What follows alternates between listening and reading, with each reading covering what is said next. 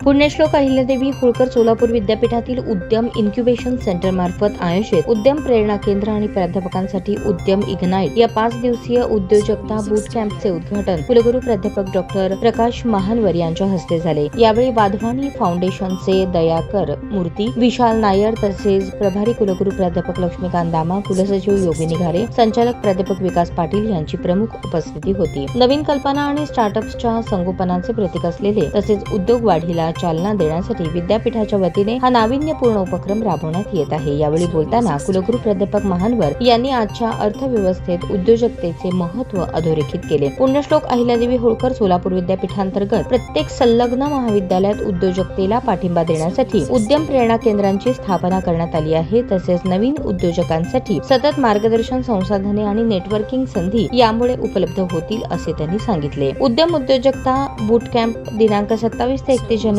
2025 पर्यंत चालेल। विद्यार्थ्यांमधील उद्योजकीय प्रतिभेला जोपासण्यासाठी प्राध्यापकांना ज्ञान आणि साधनांनी सुसज्ज करण्यासाठी डिझाईन केले आहे। बूट कॅम्प मध्ये तज्ञांच्या नेतृत्वाखाली कार्यशाळा, प्रत्यक्ष व्यवसाय नियोजन सत्रे, नवोपक्रम आणि स्टार्टअप परिसंस्थांवर चर्चा होणार आहे। इन्क्युबेशन सेंटरचे मुख्य कार्यकारी अधिकारी राजेश गुराणी आणि त्यांच्या टीमने कार्यक्रमासाठी परिश्रम घेतले। या कार्यक्रमाचे सूत्रसंचालन रश्मी मोहोळकर यांनी केले। ताज्या बातम्या पाहण्यासाठी प्राईम महाराष्ट्र न्यूज चॅनलला सबस्क्राईब करा।